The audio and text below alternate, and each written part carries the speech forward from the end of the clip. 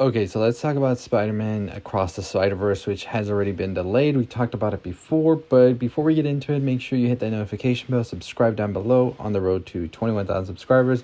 At 25,000, we will do a giveaway, so make sure to subscribe and notification bell to know when that drops. But Across the Spider-Verse got delayed. It was going to be 2 parts, but now we know the name of the second part is not just going to be Across the Spider-Verse Part 2. It's actually going to be called Beyond the Spider-Verse. Now, what could this mean? I want to talk about that in another video for a theory on that as well. So let's get into what exactly the title says of this video. And that's the first 15 minutes of Across the Spider-Verse. So you won't be able to find this probably because it was just shown at CinemaCon, but there were people that were there that detailed what happened. So let's get into it. So pretty much we start off with Spider-Gwen and her father. Her father, of course, is hunting down the Spider-Woman, but the Spider-Woman, of course, is actually Gwen, who has been Spider-Gwen this whole time.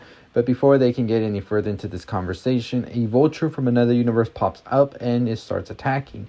Spider-Gwen tries to calm him down. Well, we could say calm, but we'll say stop, right? I don't know why I said calm down, like she's just going to go like stop. But no, she tries to pretty much stop it, but before she can, he's almost about to deliver a blow to her before Miguel O'Hara, Spider-Man 2099, who's actually played by Oscar Isaac, shows up and saves her. And then we see Spider-Woman, Jessica Drew, who is pregnant, come into the picture. Of course, Spider-Woman will be played by Issa Rae. They then explain to her that during the fight with Miles Morales and also Kingpin in the previous movie, they created a tear, and that tear has now created a multiverse where these other villains are popping up, and they have to put a stop to this. So pretty similar to something we've seen already, right? I have a whole theory on that as well, so stay tuned this week. So we pretty much then cut to where they are seemingly good and everything's going to be okay. So then the police end up showing up, cornering also Spider-Gwen, and she has to unmask in front of her father to show that it really is her before anything can happen.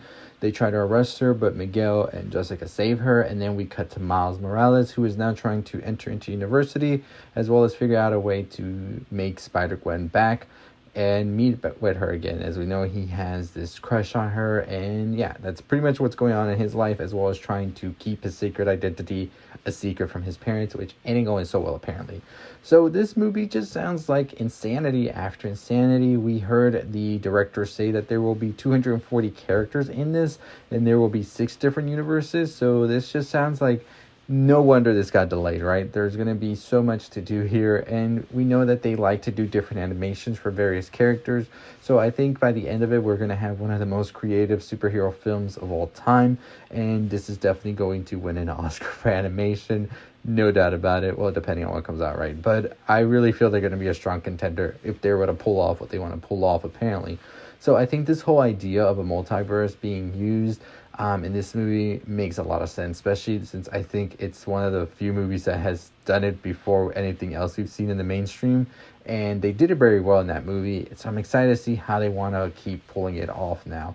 Now, the teaser trailer that we've already received where Miles and Miguel and Spider-Gwen are interacting with each other, well, we don't see Miguel and Spider-Gwen in that teaser, but I love that other teaser for what it did, setting up the characters where they are, as well as where we might see them go. So I'm definitely excited to see once a full trailer comes out for that, which might be sometime, I feel, during the holidays, probably Thanksgiving, closer to that time, where we will see, I feel, some of these 15 minutes we saw, well, the people at CinemaCon saw.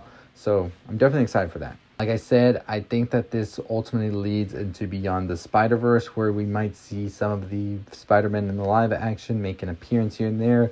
More on that in a separate video, though. This was just talking about the first 15 minutes, however.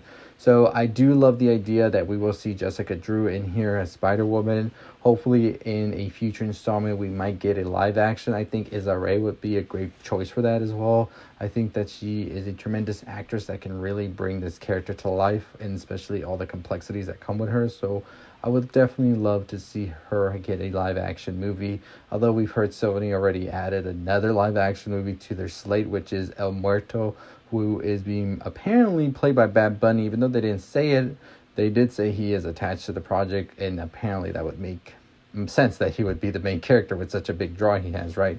So that's the next live action in 2024. They still have Madam Web as well as Kraven the Hunter and Venom 3 in the works as well. So I don't know what the hell's going on in live action, and I don't know how to feel about it for Sony, but their animation is hitting just right, and I'm excited for this Across the Spider-Verse and Beyond the Spider-Verse movies. So let me know your thoughts and opinions on what is happening with Sony's animation department as well as these two movies, and what do you think of the 15 minutes as well? I think this whole idea that Spider-Gwen has sort of like had to be demasked in this is very interesting and sets up a future where I think they're going to have to choose what happens in each world. And that makes me wonder, why exactly is Miguel trying to fight Miles when he is? The only logical conclusion I can think of that he's fighting him in that teaser trailer or whatever is because he's sort of blaming him for what happened to like the multiverse, where everything's torn apart now and everything's just a chaotic mess. That's the only reason I could think why he would be fighting him in the first place. And by the way, just from that trailer teaser that we got, Miguel looks huge, so it's going to be interesting to see how like he looks with all the other spider people as well.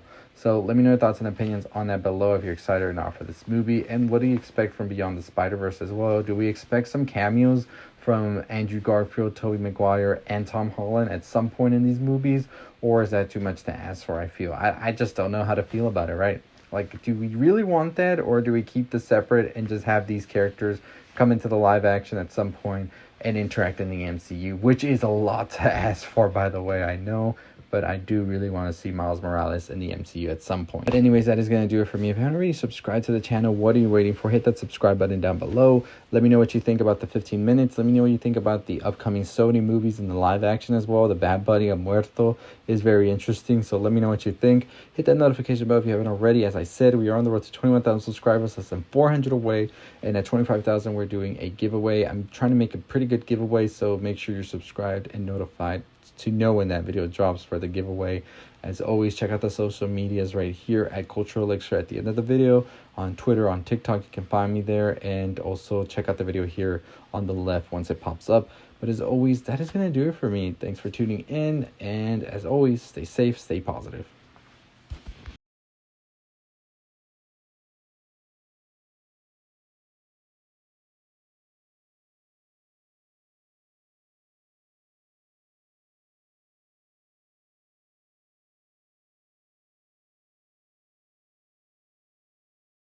Hey, if you're still listening, really appreciate you making it towards the end. I will be uploading a podcast later today, so make sure that if you're still listening to this, you comment the word Spider-Verse. That way I know you made it to the end of the video. And as I said, we will be having a contest, well, a giveaway, not a contest, at 25,000 subscribers, just as a thank you for everybody who subscribed. So we're close to the 21,000 mark, so pretty excited for that. So stay tuned for that. But as always, stay safe.